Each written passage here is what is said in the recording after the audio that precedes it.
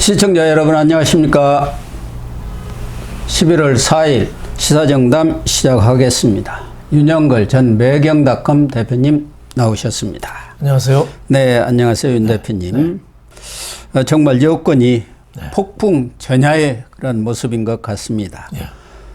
20% 마지노선이 깨지면서 윤석열 대통령 지지율이 19%로 이렇게 추락을 했지 않습니까? 문화일보 조사에서는 17%까지 이렇게 나왔어요. 그러면서 여권에서도 쇄신 요구가 지금 본물을 이루고 있는 그런 상황입니다.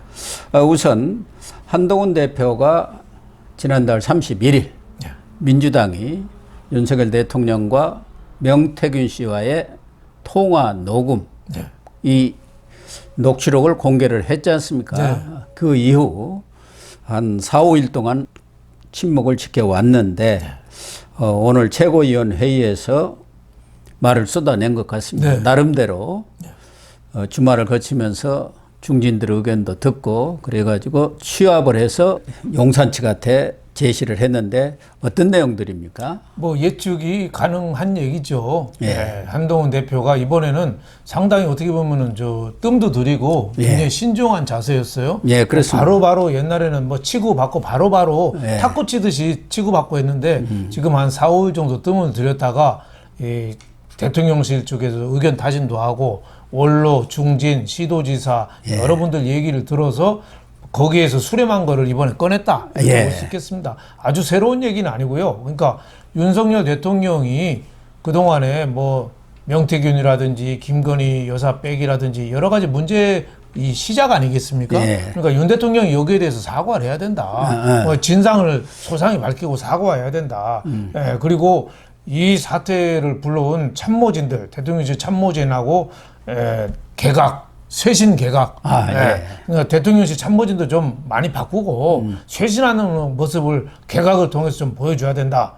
또 하나는 김건희 여사 지금 계속 문제가 되고 있습니다만은 뭐 명태균 녹취록도 나오고 김건희 여사 대외 활동을 중단해라. 지난번에도 얘기했던 겁니다. 그렇습니다.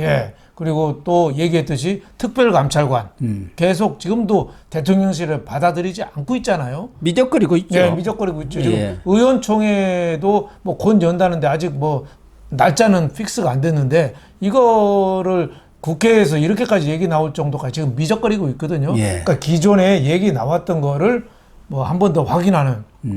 그리고 한동훈 대표 얘기가 저는 좀 이 눈에 깊었던 게 그 얘기예요. 지금은 법리를 앞세울 때가 아니다. 그렇습니다. 내가 법조인으로서 검찰로 오래 있었지만은 법률을 앞세울 때가 아니다. 그러니까 대통령실 정진석 비서실장도 며칠 전에 그런 얘기 했잖아요. 법 위반한 거 없다, 대통령이. 그렇죠. 근데 지금 국민들이 법 위반한 거 갖고 화내는 게 아니거든요. 그럼요. 그럼요. 이 대통령으로서 대통령 특히 부인 관리가 제대로 됐는가. 명태균이라든지 이런 정치 브로커, 이런 여론 조작하는 사람들한테 저렇게 노란한 그 공천 개입까지 이렇게 논란이 되는 게 맞는 건지. 여기에 대해서 근본적인 질문을 하는 거거든요. 그래서 한동훈 대표 얘기가 좀 대통령실에서 좀 반응이 좀 있었으면 좋겠습니다. 그러니까 한동훈 대표로서도 우선 그 명태균 씨와 윤석열 대통령 부부간의 그런 통화랄까 그동안의 어떤 내용들 그걸 알아야 거기에 대한 어떤 대응 방안이라든가 입장을 표명하는데 대통령실에도 그 좀 정보를 달라 그러면 당에서 그게 맞춰서 좀 대응을 하겠다는데 대통령실에서는 뭐 답변이 없다는 거예요.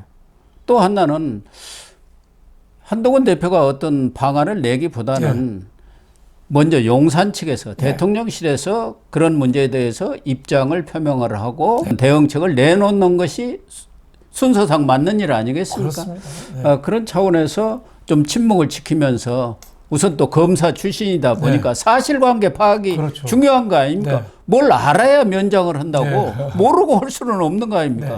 좀 침묵을 지키면서 신중하게 대응한 것은 잘한 것 아닌가 그런 생각이 들고 말씀하신 대로 대통령은 그렇다고 하더라도 그 정진석 비서실장을 비롯해서 이 참모진들이 지난 1일이죠. 국회 운영위 국감에서 하는 그 태도를 보면은 정말 국민의 정서를 몰라도 너무 모르는 것 아닌가. 지금 윤석열 대통령은 검찰총장이 아니지 않습니까? 대통령은 정치를 하는 곳 아닙니까? 그래. 법적으로 문제가 없다. 누가 법적으로 문제를 따지는 사람 그렇죠. 없지 않습니까? 지금은 너무 자괴감을 국민들이 느끼고 있지 않습니까? 갤럽 지지율 19%, 10%에 들어갔다는 것은 국민들이 심리적으로 탄핵을 하고 있다는 겁니다. 그렇죠. 사실상 예. 10중 8구는 다 그 대통령을 찍었던 사람이라든지 안 찍었던 사람들이 스스로를 지금 부끄러워하고 있다는 정도거든요. 그러니까 여기에 대해서는 빨리 좀 조치를 내놔야 되는데 오늘 아침에도 리얼미터 또 여론조사가 나왔더라고요. 나왔습니다. 예. 거기 보면은 지난주보다 또 2.2%포인트가 또 내려갔어요. 그래서 22.4%요. 대통령 예. 지지율이. 예. 그러니까 너무 많이 떨어진 거죠. 예. 20% 안팎이라는 거는. 그래서 여기에 대해서는 선제적인 조치가 좀 필요하다. 이런 생각이 좀 드는데 지금 대통령실에서 아직까지 뭐 11월 말에 뭐 에이펙이라든지 G20 회의 끝나고 외국 갔다 온 다음에 월말쯤에 국회도 끝나고 한다. 너무 좀 한가한 거 아닌가. 지금 한가한 정도가 아니라 정말 지금 왜 이러는지 모르겠어요. 집에 아궁이의 불이 지금 산불로 번지고 들불로 번지고 있는데 여기 대해서 대책을 좀 빨리 좀 내놔야 되는데 너무 한가한 거 아닌가 이런 생각이 좀 들어요. 특히 한동훈 대표가 오늘 예. 최고위원회에서 상당히 직접적인 그런 언명을 했어요. 지난 100일 기념 그 기자회견 때는 윤석열 대통령이라든가 김건희 여사에 대해서 직접적인 언급보다도 우회적으로 언급을 했지 않습니까? 최근에 뭐 이슈가 되는 문제들에 대해서 방안을 내놔야 한다 했는데 오늘 보면은 독단적인 국정 운영 이 부분에 대한 국민의 반감이 크다. 반감이 크다. 그러니까 아프지만 그걸 인정해야 한다. 국정 운영의 어떤 내용과 방식이 독단적으로 보이는 부분이 있다고 한다면 시정을 해야 한다. 그러니까 윤석열 대통령의 지금 국정 운영이 독단적이다. 그것에 대한 전면적인 국정 운영 기조의 변화를 요구를 한 거 아닙니까? 그렇죠. 집권당 대표로서는 상당히 어떻게 보면은 영리를 건드릴 정도 강한 얘기입니다, 사실은. 그만큼 보수 내에서도 윤 대통령에 대해서 그 불만이 많은 거죠.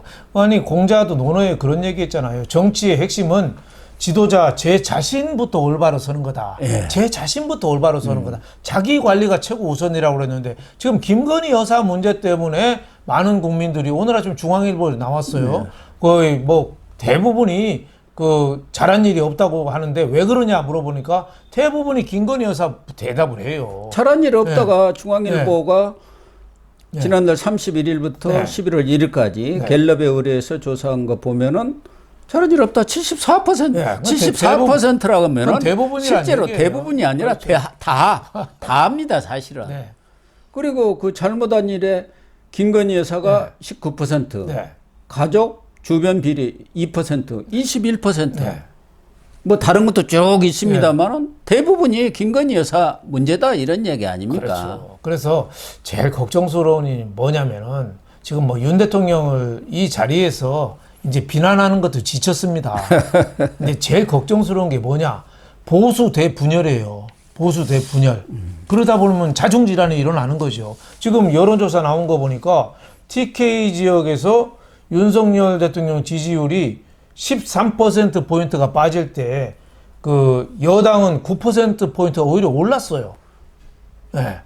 지난번에도 TK에서 53% 나왔고 이 국민의힘 지지율은 윤석열 대통령의 지지율은 얼마 나왔습니까? 18% 나왔지 않습니까? 18%. 그러니까 10월 셋째 주에 비교해서 윤석열 대통령 지지율이 10월 셋째 주에 TK 지역에서 31%였다가 지난주에 18%로 13%포인트가 떨어졌어요. 그러니까 디커플링이 심화되고 있다. 그런 얘기예요. 국민의힘 지지율은 44%에서 53%로 9%포인트가 올라갔어요. 그러니까 윤 대통령 지지율은 TK 지역에서 더 떨어졌는데 국민의힘 지지율은 오히려 올라갔어요. 그게 뭐예요? 보수를 지지하는 사람 여전히 지지하는 거예요. 그렇죠. 근데 윤석열 대통령 때문에 보수가 이거 잘못하면 망하겠다. 이런 보수의 위기의식이 자꾸 나타나는 거죠. 그러니까 보수가 윤석열 대통령을 지금 거의 버려가는 중입니다. 그렇죠. 그런데 결과적으로 윤석열 대통령을 버려갖고 윤석열 대통령 정부가 망했다 하면 보수가 괴멸하는 같이 거예요. 망하는 거죠. 한동훈이 살 수가 없어요. 그래서 한동훈의 딜레마가 그거예요. 윤석열 대통령이 잘못하고 있는 거를 차별화를 해야죠. 하지만은 윤석열 대통령을 너무 흔들어대서 망하면은 같이 망하는 거예요. 아니 흔드는 게 아니라 지금 같이 윤석열 망한- 대통령한테 정말 국민의 뜻에 부응해갖고 선제적으로 그걸 대응하라고 했지 않습니까? 예를 들면은 김건희에서 사과 문제라도 진작 했던가, 그렇죠. 또 3대 요구라도 들었던가, 특별감찰관이라도 들어줬던가 하면은 지금 이렇게까지 악화되지는 않았을 것 아닙니까? 그거 다 물리친 거 아닙니까? 그렇기 때문에 중앙일보 조사에서도 지난번 한동훈 지난달 21일이죠. 네. 그 해동 때 그 빈손 해동이 됐는데 성과가 없었다고 73% 아닙니까? 네. 그리고 그 책임은 윤석열 대통령이 73% 똑같이 다 윤석열 대통령 책임이라고 하지 않습니까? 그러면 윤석열 대통령이 변해야죠. 한동훈이 흔드는 게 아니라 한동훈으로서는 용산한테 국민의 뜻에 맞게 국정을 운영해 가지 않으면은 여권이 공멸한다는 인식을 지금 계속 촉구를 하는 것 아닙니까? 인식 전환을. 그래서 아까 설명했지만은 갤럽 조사 지난주 조사하면은 TK 지역에서 한동훈 대표 지지율이 46%가 나왔습니다. 근데 윤석열 대통령 지지율은 18%, 둘이 격차가 28% 포인트가 나요. 그러니까 이 한동훈 대표에 대한 지지율이 지금 윤석열 대통령을 압도적으로 누르고 있는데 둘이는 경쟁자가 돼서는 안 된다는 거죠.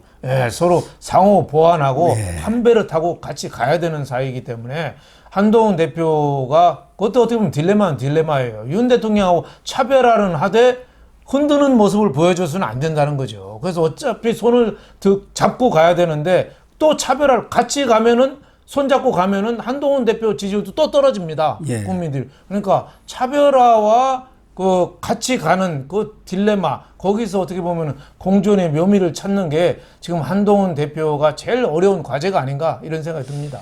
그렇습니다. 어쨌든 오늘 한동훈 대표가 심사숙고해서 용산 측에 뭐 너댓까지 제의를 했기 때문에 그에 대해서 대통령과 대통령실이 좀 전향적인 반응을 해야 하지 않겠나 그런 생각이 듭니다.